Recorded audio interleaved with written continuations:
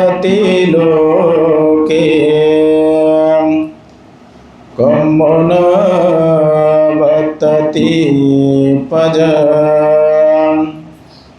कम्मो निबन्धनं सत्त्वं रतस्स निभोयरे एतेन सच्चवज्रेन होतु ते जयमङ्गलन्ति।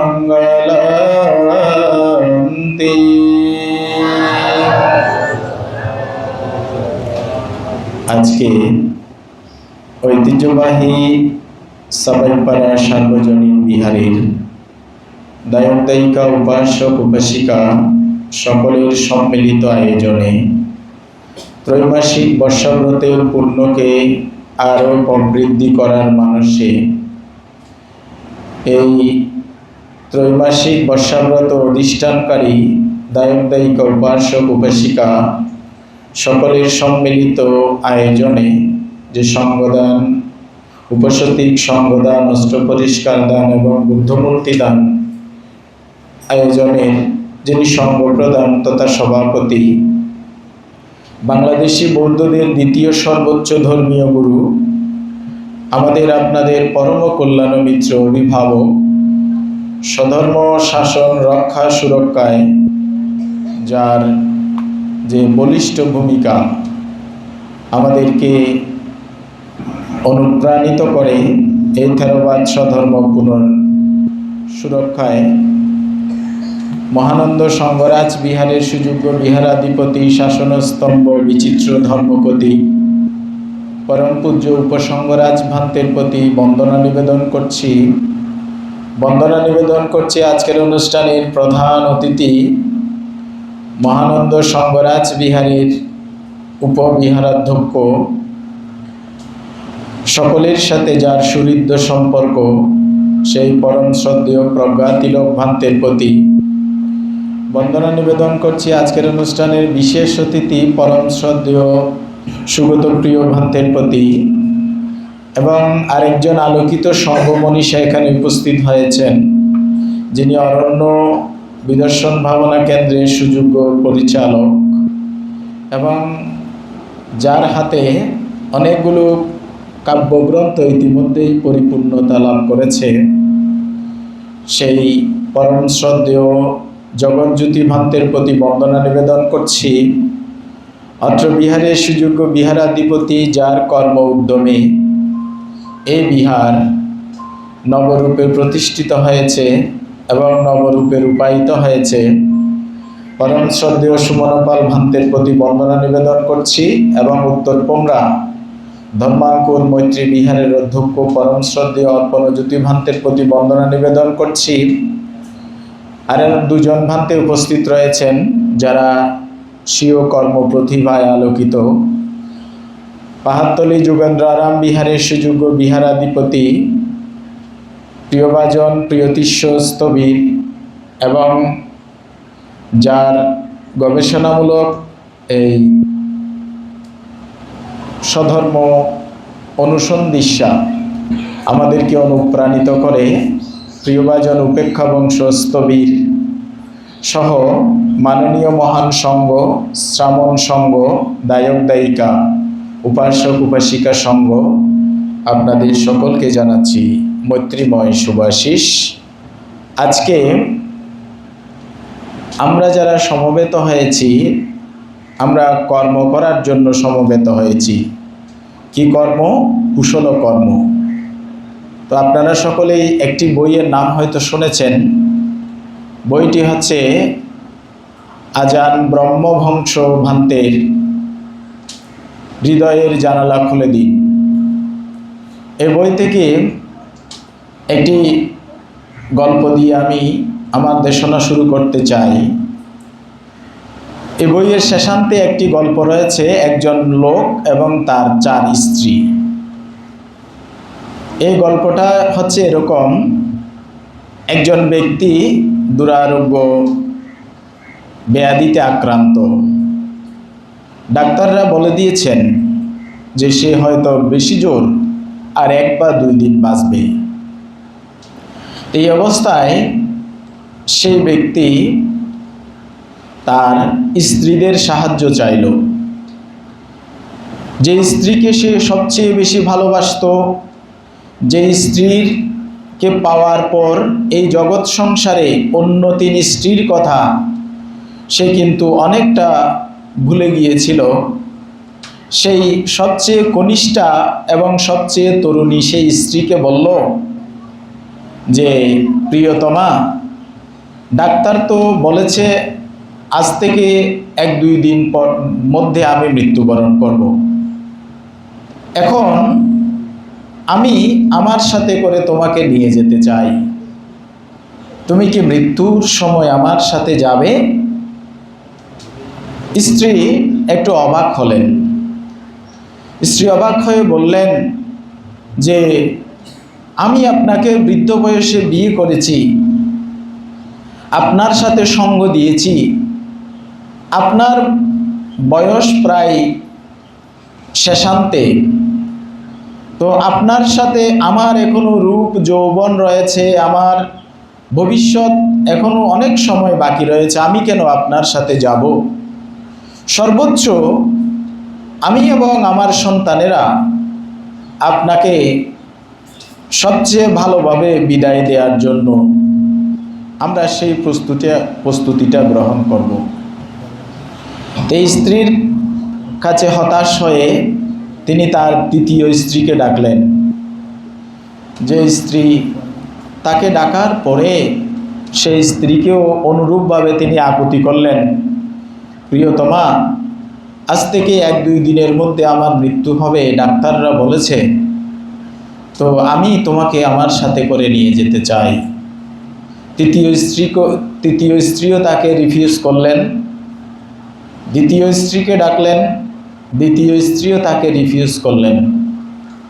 এবার যে স্ত্রী তার প্রথম জীবনের সঙ্গী ছিল, অপর 3 স্ত্রীকে পাওয়ার পর যাকে তিনি অবহেলা করেছিলেন, সেই স্ত্রীকে ডাকলেন। সেই স্ত্রীকে জিজ্ঞাসা করলেন, প্রিয়তমা, আমি তো দীর্ঘ সময় ধরে তোমার প্রতি অন্যায় করেছি, অবিচার করেছি, তুমি যে আমার এই গৃহের মধ্যে ছিলে, আমি তোমার কথাটা বেমালুম ভুলে গিয়েছিলাম। তুমি আমার সাথে, আমার তো 2 দিন পরে মৃত্যু হবে, তুমি আমার সাথে যাবে কি? তখন সেই প্রথমা স্ত্রী নীরব রইলেন এবং তিনি কিন্তু সম্মত হলেন, স্বামী, আপনার সাথে এই জীবনের অধিকাংশ সময় অতিক্রান্ত করেছি, আপনার প্রয়োজনে আমি আপনার সাথে যেতে রাজি আছি, এই জন্মে নয়, জন্ম জন্মান্তরে। তো আমাদের আজান ব্রহ্মভান্তে বলছেন, এই 4 স্ত্রী এরা কারা? 4র্থ স্ত্রী হচ্ছে, আমরা যে যশ কীর্তি নিয়ে সবচেয়ে বেশি গৌরব করি, অহংকার করি, আমি এতটা পুরস্কার লাভ করেছি, আমি এরকম কর্মদক্ষ, আমি এরকম যে সমাজের মধ্যে প্রতিষ্ঠিত, আমার এত নাম যশ কীর্তি রয়েছে, সেই যশ খ্যাতিকে বলেছেন 4র্থ স্ত্রী, যাকে যখনই আমাকে কেউ প্রশংসা করে আমি খুব আনন্দিত হই, স্ফীত হই। আমি যখনই এই প্রশংসায় আমাকে কেউ ভাসিয়ে দেয়, আমার আনন্দের আর সীমা থাকে না। সেই যশ কীর্তি মৃত্যুর সময় আমাদের সাথে যাবে কি? বলে যে যাবে না। 3য় স্ত্রীকে বলেছে, 3য় স্ত্রী হচ্ছে সেই ধন সম্পদ যেগুলোকে আমরা আঁকড়ে ধরে রাখার জন্য সারা জীবন এত বেশি যত্ন করি, এত বেশি আমরা সময় ব্যয় করি, সেই পরিবার, যে সেই ধন সম্পদ, সেগুলো আমার সাথে যাবে না।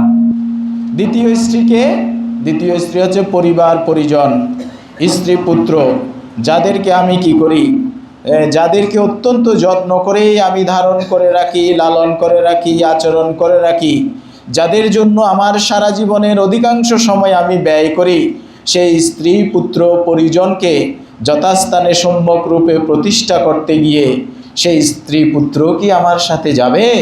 বলে যে যাবে না। সেজন্য বুদ্ধ ভগবান আমাদেরকে উপদেশ দিচ্ছেন, পুত্তমত্তি ধনমত্তি ইতিবাল বিহাইয়াতি আত্মাহি আত্মানুনাত্তি কুতুপুত্ত কুতুধনম।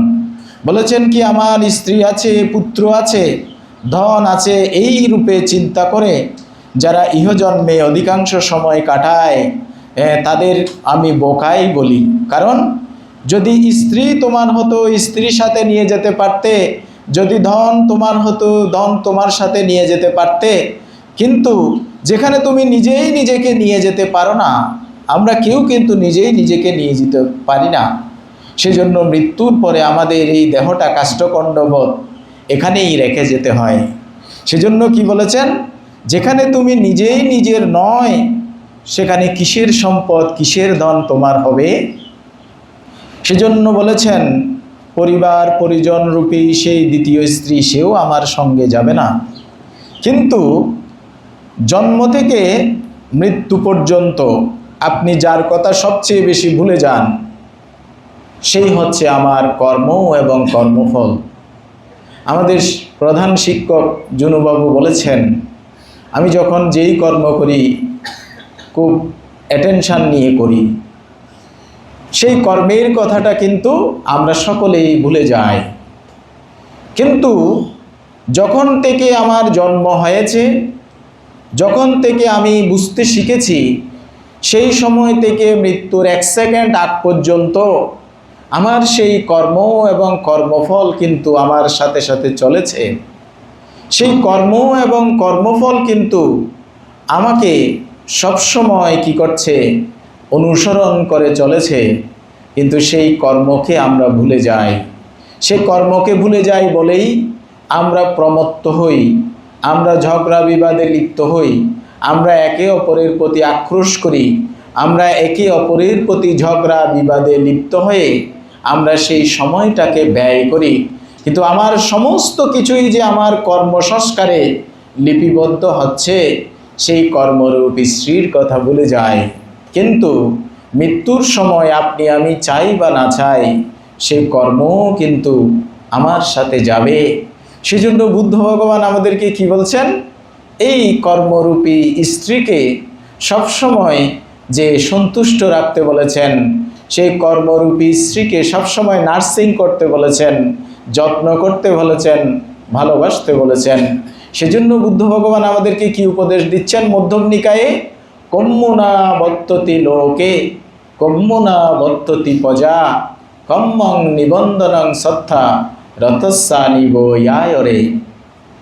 বলেছেন কি, একটি গাড়ি যখন তার যে পেছনের যে অংশ, চেসিস বলেন, যেমন একটা রেলগাড়ি, ট্রেনে তার সমস্ত বগি তারা কিন্তু নিজে নড়াচড়া করতে পারে না, গতিপথ নিয়ন্ত্রণ করতে পারে না।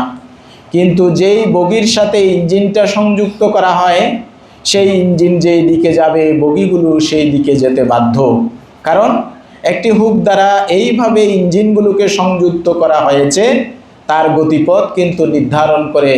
সে দেখবেন কিন্তু বগির সংখ্যা কত, কোনো কোনো ট্রেনে 10টা, 20টা, 30টা, 40টা, 50টা বগি থাকে, ইঞ্জিন থাকে একটা। এই একটা ইঞ্জিন কিন্তু আপনার সেই সমস্ত বগির যেমন গতি নিয়ন্ত্রণ করে।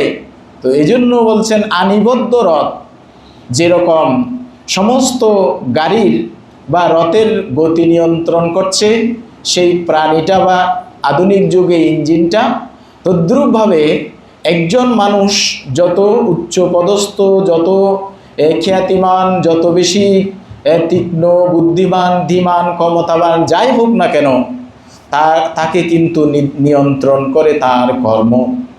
সেই কর্মধারাই সত্যগণ তথা জগৎ চলছে। সেজন্য বুদ্ধ ভগবান আমাদেরকে শিক্ষা দিয়েছেন যে আমরা যেন আমাদের কর্মকে শুদ্ধ করি। এখন আমাদের সেই কর্ম কাকে বলে? আধুনিক ভাষায় যা কিছু করা হয় তাই কাজ, কিন্তু বুদ্ধ ধর্ম সেটাকে কর্ম বলে না। তো যাই করা হয় তাই যদি কাজ হয়, তাহলে এই যে আধুনিক ফ্যাক্টরিগুলিতে যে ইঞ্জিন যেগুলো বানানো হয়েছে, এই ইঞ্জিনগুলো যা কাজ করে সেগুলোর ফলও কিন্তু ইঞ্জিনকে ভোগ করতে হবে। কিন্তু বুদ্ধ ধর্মে এই কথা বলে না। যেমন কোনো একটা গাড়ি ইঞ্জিনের কারণে অ্যাক্সিডেন্ট করলো, হ্যাঁ, তাহলেও কিন্তু এই গাড়িটাকেও তো হয়তো কর্মফল ভোগ করতে হবে, যদি আপনি কর্ম মানেই কাজ বলেন। কিন্তু বুদ্ধ ধর্ম সেটা বলে না। তাহলে বুদ্ধ ধর্ম কর্ম কাকে বলে? বলেছে চেতনা সহগত কায়কর্ম কিংবা বাক্যকর্ম, তাকেই আমি কর্ম বলি। সেজন্য বুদ্ধ ভগবান আমাদেরকে শিক্ষা দিচ্ছেন কি, যে চেতনাহং ভিক্ষাবে কাম্যং বদামি এক চেতনা এক পটিসন্ধি। বলেছেন কি, চেতনা সহগতভাবে আপনি যে কথা বলবেন কিংবা কাজ করবেন সেটাই হচ্ছে কর্ম। সেখানে চেতনা কিন্তু প্রধান রূপে খ্যাতিমান হয়, চেতনা কিন্তু প্রধান রূপে নিয়ন্ত্রিত হয়। সেজন্য মধ্যম নিকায়ে একটি সূত্র আছে, উপালি সূত্র, সেটি পরে দেখবেন। বুদ্ধ ধর্মে কর্ম বলতে চেতনা সহগত কর্মকে বোঝানো হয়েছে। সেই বুদ্ধ এবং একজন তৃতীয় সন্ন্যাসীর মধ্যে সেই কথোপকথন কিংবা ডিবেটটা হয়েছে, সেটা নিয়েই কিন্তু এই সূত্রটা। তো যাই হোক, আমরা যেই জায়গাটাতে বলতে চাই, এই কর্ম সত্যগণকে নিয়ন্ত্রণ করে, কর্ম সত্যগণের গতি নির্ধারণ করে। তো আমরা দেখতে পাই মধ্যম নিকায়ে একটি সূত্র আছে, চুল্য কর্ম বিভঙ্গ সূত্র বা ক্ষুদ্র কর্ম বিভঙ্গ সূত্র। এখানে বুদ্ধ ভগবান তদীয় পুত্র শুভ মানব, ওনার সাথে একটা কথোপকথন করছেন। এই শুভ মানবের একবার কৌতূহল উৎপন্ন হয়েছে, জগতের মধ্যে একই উপাদানে গঠিত মানুষ, একই আহার গ্রহণকারী মানুষ, তাদের মধ্যে এত পার্থক্য কেন হয়? সেই প্রশ্ন তিনি করেছেন এবং সেই প্রশ্নটা নিবেদন করেছেন বুদ্ধ ভগবান যখন শ্রাবস্তির জেতবনে অবস্থান করছেন, তখন ওনার কাছে সেই প্রশ্নটা নিবেদন করেছেন। সেই প্রশ্নের উত্তর দিতে গিয়ে বুদ্ধ ভগবান বলছেন কি, কম্মস্যা কুম্মি কম্ম দায়াদ কম্ম ইউনি কম্ম বন্ধু কম্ম পটিশরণাং কম্মং সত্যে বিভাজতি ইয়াদিদাহীনা পানিত্যায়াতি।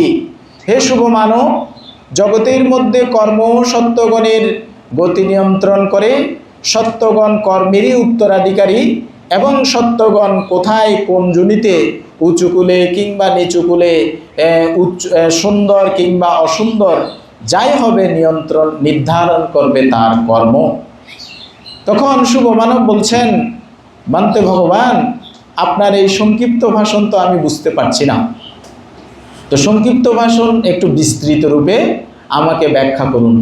তখন বুদ্ধ ভগবান বিস্তারিত রূপে ব্যাখ্যা করেছেন, যারা দান করে তারা ইহজন্মে ধনী হয়, যারা কৃপণ তারা ইহজন্মে দরিদ্র হয়, যারা প্রাণী হত্যা করে তারা কি হয়, অল্পায়ু সম্পন্ন হয়, মাতৃগর্ভে মরে, জন্মের পূর্বে মরে, মৃত অবস্থায় জন্মগ্রহণ করে, যারা প্রাণীর প্রতি দয়াবান, যারা প্রাণীর প্রতি দয়াশীল তারা দীর্ঘায়ু সম্পন্ন হয়, যারা প্রাণীদের প্রতি দয়া প্রদর্শন করে না, হাত দ্বারা লাঠি দ্বারা কুকুর বিড়াল কিংবা অন্য প্রাণীকে প্রহার করে, তারা যে জন্মান্তরে বহু রোগাগ্রস্ত হয়, যারা প্রাণীদের প্রতি দয়াশীল তারা জন্মান্তরে নিরোগী হয়, যারা অন্য মানুষকে হিংসা করে তারা জন্মান্তরে শক্তিহীন দুর্বল হয়, যারা অন্য মানুষের প্রতি মৈত্রী পোষণ করে তারা জন্মান্তরে শক্তিবান হয়, এবং যারা অন্য মানুষদেরকে কি করেন, তুচ্ছ করেন, সম্মানীয় ব্যক্তিকে সম্মান প্রদান করে না, তারা নিচুকুলে জন্মধারণ করেন, এবং যারা সম্মানীয় ব্যক্তিকে সম্মান করেন তারা উঁচুকুলে জন্মধারণ করেন, যারা যে জ্ঞানের অনুসন্ধানে যা ইগো পরিত্যাগ করে জ্ঞান আহরণ করার জন্য যারা জানে তাদের কাছে নমিত হয়, তারা জন্মান্তরে প্রজ্ঞাবান হয়, এবং যারা অহংকারের কারণে যারা জ্ঞানী ধীমান পণ্ডিতদেরকে অবজ্ঞা করে তারা জন্মান্তরে যে তীক্ষ্ণ বুদ্ধি সম্পন্ন হয় না, তারা এই যে কি হয়, জড়বুদ্ধি সম্পন্ন হয়। এইভাবে হে শুভ মানব, একই কর্ম কুশল কর্ম বন্ধুরূপে সত্যগণকে যে ইহজন্মে জন্মান্তরে যে উঁচুকুলে সুন্দর এবং সুশ্রীরূপে এবং যে সম্পদশালী যশস্বী প্রজ্ঞাবান রূপে জন্মধারণ করায়, এবং একই কর্ম যদি অকুশল হয় শত্রুরূপে সত্যগণকে জন্মান্তরে হাহুতাশ করায় এবং জন্মান্তরে সত্যগণের যে দুর্গতির কারণ হয়। সেজন্য বুদ্ধ ভগবান আমাদেরকে শিক্ষা দিচ্ছেন, তঞ্চ কম্মং কতং সাধু ইয়াং কাত্তানানুতপ্পতি এসা পতিত সুমানো বিপাকাং পাটিসেবতী। তুমি এমন কোনো কর্ম করো না যেই কর্মের ফল ভোগ করার সময় তোমাকে অনুতাপ করতে হয়, অনুশোচনা করতে হয়। এমন কর্ম সম্পাদন করো যেই কর্মের ফল ভোগ করার সময় তুমি আনন্দিত হবে। সে কর্মের কথা বলতে গিয়ে আমাদের কবিগুরু রবীন্দ্রনাথ ঠাকুরের ছোট ছোট কিছু এই উপদেশমূলক কবিতা দেখবেন। তার মধ্যে একটি 4 লাইনের কবিতা আছে, চালক, দেখবেন সঞ্চয়িতাতে আছে। এই চালক কবিতার মধ্যে, চালক কবিতার মর্মার্থটা কিন্তু কর্ম এবং কর্মফল নিয়ে লেখা। তিনি বলছেন, এইভাবে কবিতাটা লেখা হয়েছে: অদৃষ্টের সুদালেম চিরদিন পিছে, অমোঘ নিঠুর বলে খেমুরে ঠেলিছে। কহিল সে ফিরে দেখো, দেখিলাম থামি, সম্মুখে ঠেলিছে মোরে পশ্চাতের আমি। তো দেখেন, আমরা সবসময় যখন খুব দুঃখে পড়ি, হতাশাগ্রস্ত হই, তখন আমি বলি ভগবান, আমি কেন এত দুঃখ পাচ্ছি, খোদা আমার কেন এত দুঃখ হচ্ছে, এইভাবে আমরা হাহুতাশ করি।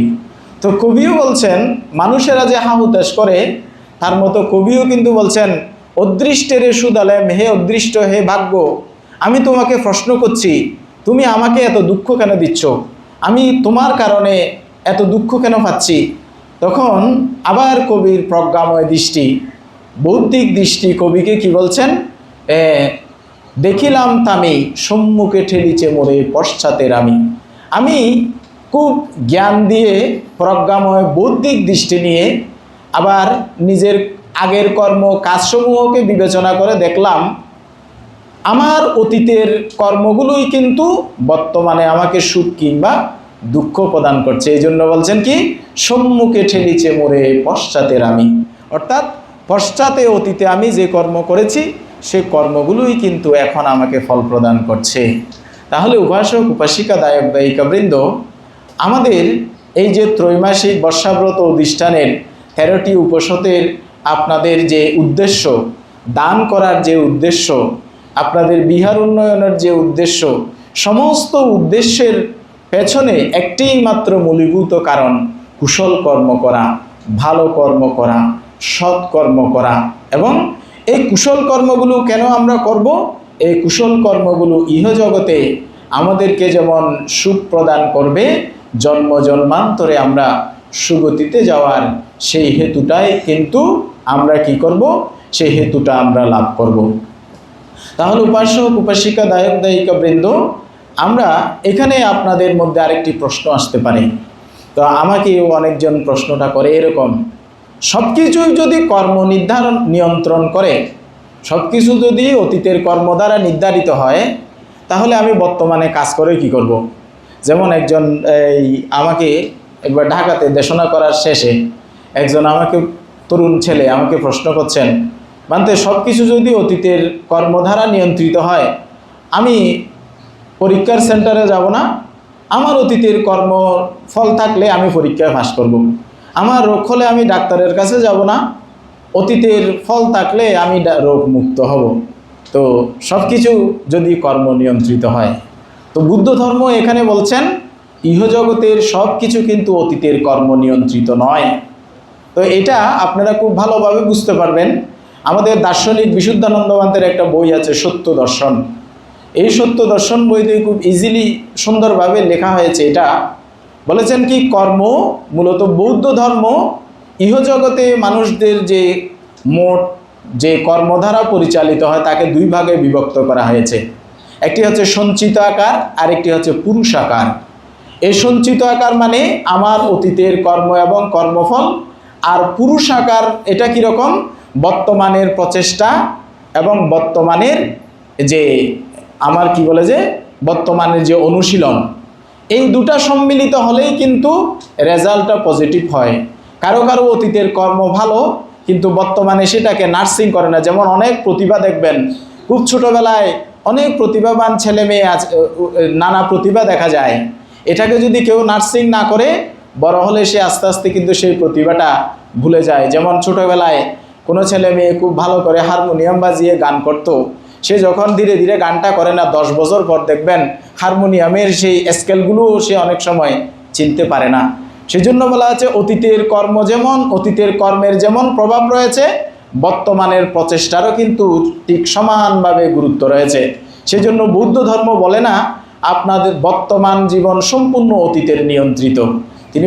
বুদ্ধ ধর্ম বলে কর্ম এবং কর্মফল বর্তমানের প্রচেষ্টা পজিটিভ হলেই রেজাল্টটা পজিটিভ হয়। এই জন্য উপমা দিয়েছেন কি, ঋতু নিয়ম এবং বীজ নিয়মের সমন্বয় হলে যেমন বৃক্ষ ফল প্রদান করে, যেমন আম গাছ। আমরা গ্রীষ্মকালে অনেক আম খেয়েছি।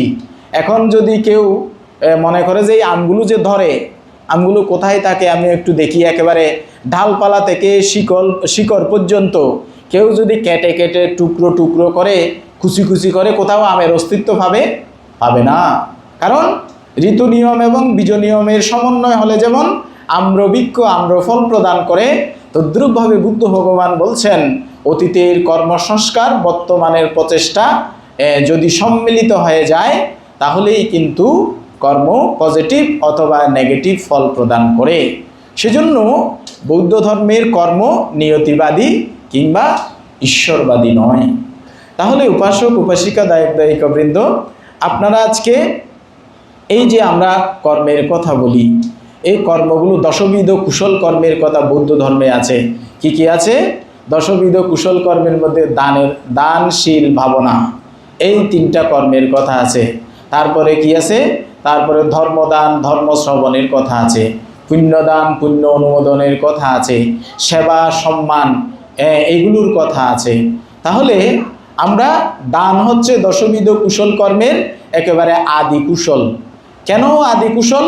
এই দান না হলে জগৎ সংসারের মধ্যে কেউ কিন্তু বেঁচে থাকতে পারবে না। বলে কীরকম ভান্তে?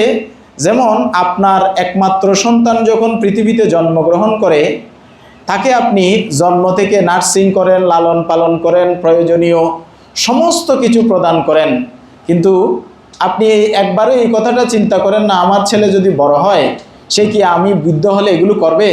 তাহলে আপনি কি করতেন? জন্ম হওয়ার সাথে সাথে তার সাথে একটা লিখিত চুক্তিপত্র করতেন যে তোমাকে আমি এগুলো করছি, তুমি কিন্তু আমি বৃদ্ধ হলে এগুলো করবে।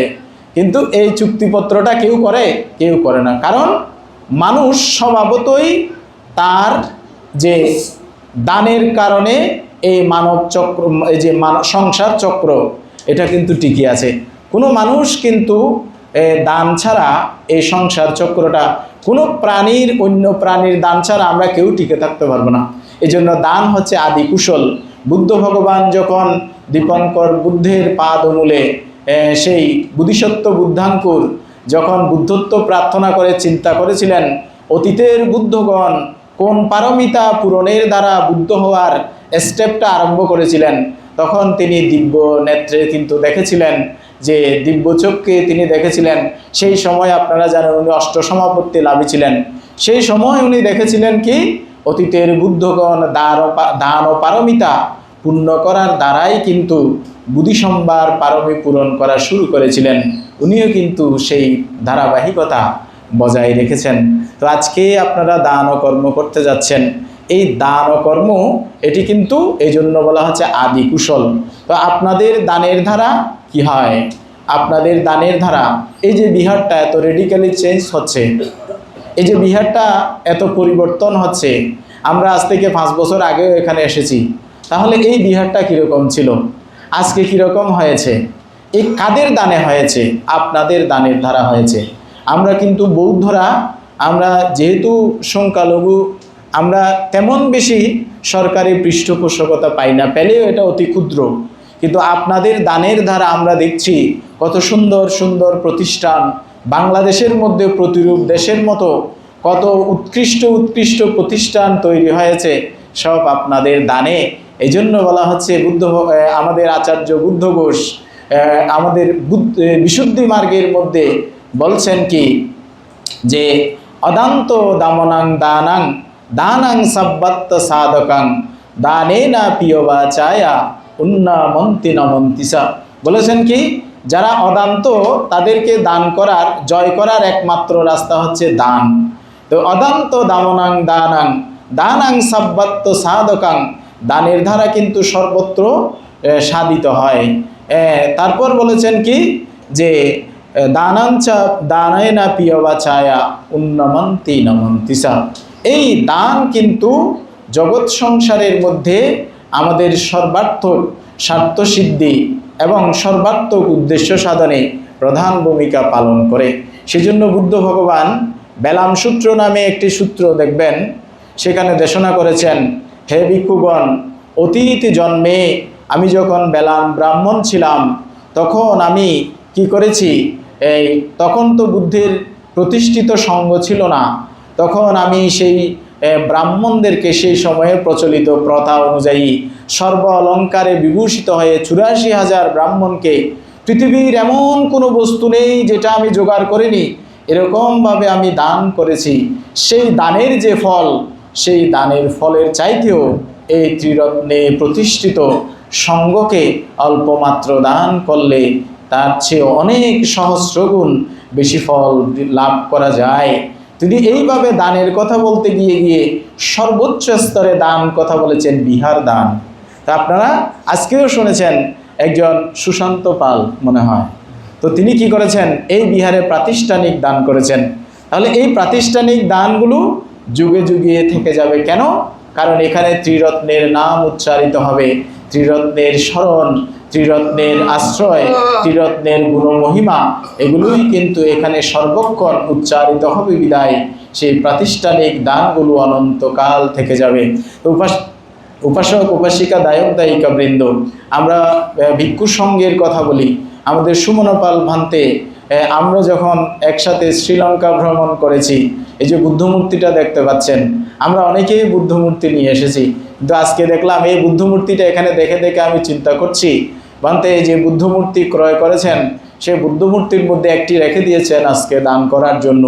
তাহলে ওনারও কিন্তু সেই দান ও চেতনাটা আজকে যদিও বা ছোট মনে হচ্ছে আপনাদের, কিন্তু এটা ছোট মনে হলেও এটার পেছনে কিন্তু যে শ্রদ্ধাটা, চেতনাটা কিন্তু মহৎ না হলে এতদিন পর্যন্ত রেখে দেয়া এবং সেটাকে আজকে আবার পুনরায় বিহারের উদ্দেশ্যে দান করা, সেটাকে আমি মনে করি এই চেতনাটাই প্রধান। তাহলে আজকে আপনারা এই যে উপসতিক সঙ্গদান, আপনারা তো সকলেই ব্যক্তিগতভাবে দান করেন। আপনাদের আমি ব্যক্তিগতভাবে বলতে পারি, এখানে যারা উপস্থিত হয়েছেন প্রায় সকলের বাড়িতে আমরা এই সঙ্গদানে গিয়েছি, 1টা 2টা 5টা হয়তো অসংখ্য। কিন্তু আপনারা যে ব্যক্তিগতভাবে দান করেন, সে ব্যক্তিগত দান করার পরে আবার উপসতিক সঙ্গদান, এই সম্মিলিতভাবে এই দানটা আমরা কেন করি, এই দানটা অন্যান্য দানের সাথে পার্থক্যটা কোথায়, এটাই হচ্ছে আজকের উপসতিক সঙ্গদানে আমাদের যে বিবেচ্য বিষয়। তো বলা হচ্ছে উপসতিক সঙ্গদানের যে জিনিসটা সবচেয়ে অন্যান্য দানের চাইতে যেটা পার্থক্য আমি ব্যক্তিগতভাবে বুঝি, সেটা হচ্ছে এখানে আমার এই কথাটা থাকে না। এখানে যে কথাটা আসে আমাদের সমবেত কর্ম, সমবায়ে না সাধু, সমবেত কর্মকে বুদ্ধ ভগবান এই সাধু কর্ম বলেছেন। যেমন আপনারা জানেন ভগবান তথাগত বুদ্ধির সময়ে অসদৃশ দানের কথা জানেন। এই অসদৃশ দানটা কিন্তু এমনি এমনি সৃষ্টি হয় নাই। এই অসদৃশ দানটা সৃষ্টি হয়েছে কুশলরাজ প্রসেনজিৎ এবং ওনার প্রজাদের মধ্যে দানের যে প্রতিযোগিতা হয়েছিল। দেখা যায় দানের প্রতিযোগিতার মধ্যে যে প্রজাদের সম্মিলিত শক্তির কাছে রাজা এবং তার পারিষদ বারবার হেরে যায়। রাজা এবং তার পারিষদ বারবার যখন হেরে যায়, রাজা অত্যন্ত মনক্ষুণ্ণ হলেন। রাজা চিন্তা করলেন, আমি এই প্রজাদের কাছে যদি বারবার হেরে যাই তাহলে আমার রাজত্ব করে আর লাভ কি, রাজশক্তি হয়েও আর লাভ কি। তিনি এটা নিয়ে খুব মন খারাপ। কুশলরাজ প্রসেনজিৎ ওনার একজন অগ্রমহিষী, আপনারা সকলেই নাম জানেন, দেবী মল্লিকা। এই মল্লিকা দেবী উনি কিন্তু খুব ত্রিরত্নের শরণাপন্ন ছিলেন, উনি খুব ধার্মিক ছিলেন, আপনারা সকলেই জানেন। তো রাজার মন খারাপ দেখে তিনি একদিন রাজাকে প্রশ্ন করছেন, রাজন আপনার মন কেন খারাপ? বলে যে, হে রানী, তুমি তো জানো না আমি বারবার দানের প্রতিযোগিতায় প্রজাদের কাছে হেরে যাচ্ছি। প্রজারা যে সম্মিলিতভাবে যে দানীয় বস্তুগুলোর আয়োজন করে, এই দানীয় বস্তুগুলো আমি কিন্তু পারি না, আমার একটা না একটা অপূর্ণতা থেকে যায়। এজন্য প্রজাদের সাথে দানের যুদ্ধে আমি কখনো পেরে উঠছি না। তখন রানী বললেন, রাজন, আমি আপনাকে একটা পরামর্শ দিব, সেই পরামর্শটা যদি রাখেন তাহলে রাজা আপনার প্রজারা আপনার সাথে পারবে না। বলে যে, রানী, কী সে পরামর্শ? বলে যে, আপনি কি করবেন, 500 ভিক্ষুর জন্য রাজ উদ্যানের মধ্যে একটা মণ্ডপ প্রস্তুত করাবেন এবং মণ্ডপ প্রস্তুত করিয়ে 2 জন ভিক্ষুর মাঝখানে একটা একটা নৌকা তৈরি করবেন। এই নৌকার মধ্যে সর্ব অলঙ্কারে বিভূষিত হয়ে আমাদের এই যারা এই সুগন্ধি দ্রব্য কি করে তৈরি করে এরকম নারীদেরকে রাখবেন। তারা কি করবে, সুগন্ধি দ্রব্য পেষণ করবে এবং প্রত্যেক ভিক্ষুর পেছনে একটা একটা করে হস্তি সাদা ছত্র, শ্বেত ছত্র ধারণ করে দাঁড়া করিয়ে রাখবেন।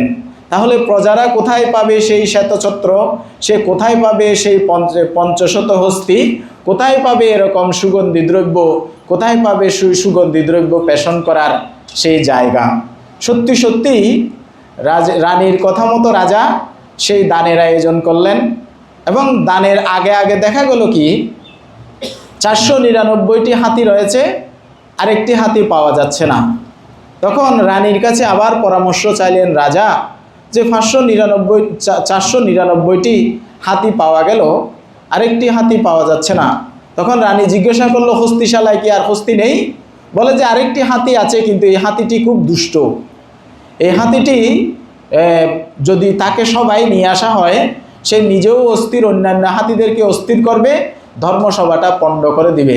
তো বলে যে, রাজন, আমি আপনাকে আরেকটা পরামর্শ দিই, সবচেয়ে যে দুষ্ট হস্তিটা তাকে আপনি অঙ্গুলিমাল বান্তের পেছনে দাঁড় করিয়ে রাখবেন, দেখবেন সেই হস্তিটা আর কখনো যে সেরকম চঞ্চলতা দেখাবে না।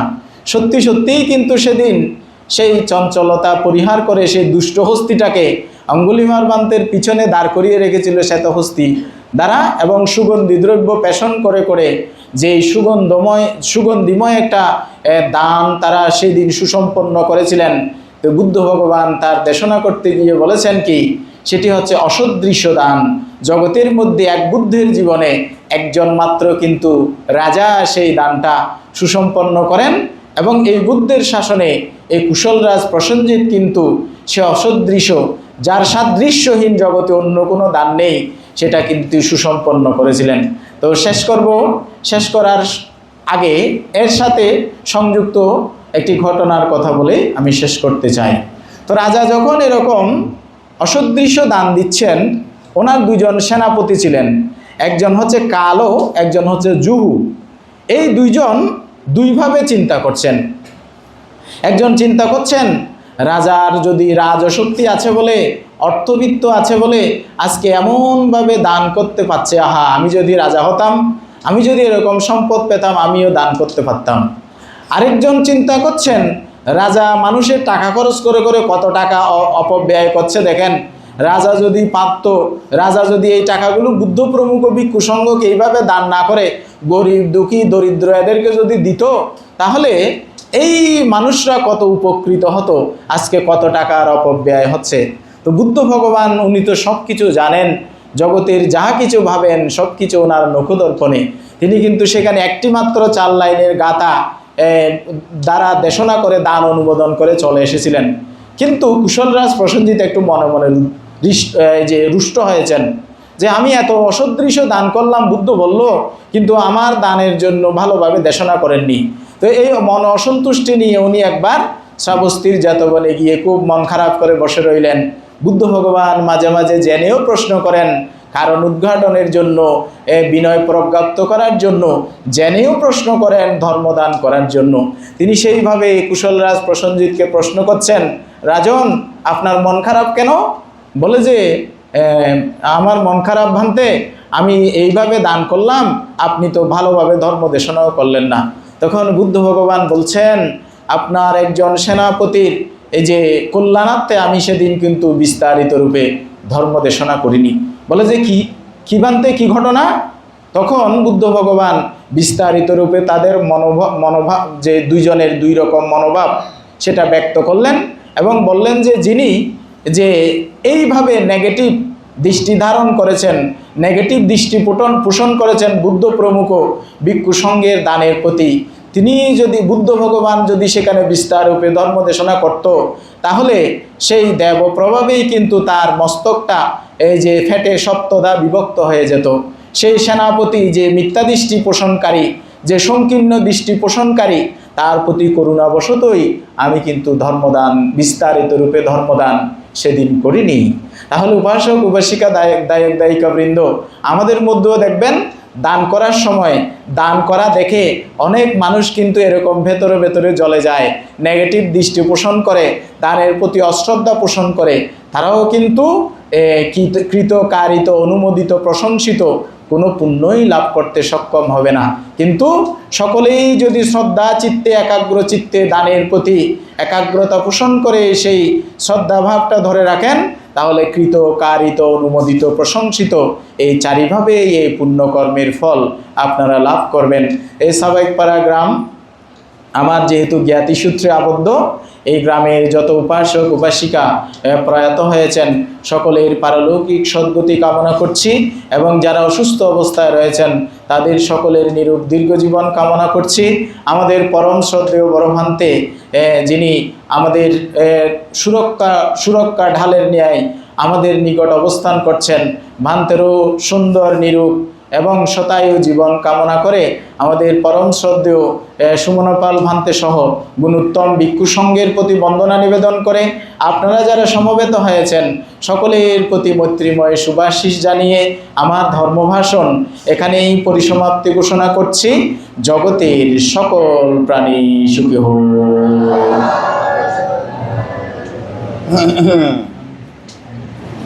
এখন সময় আর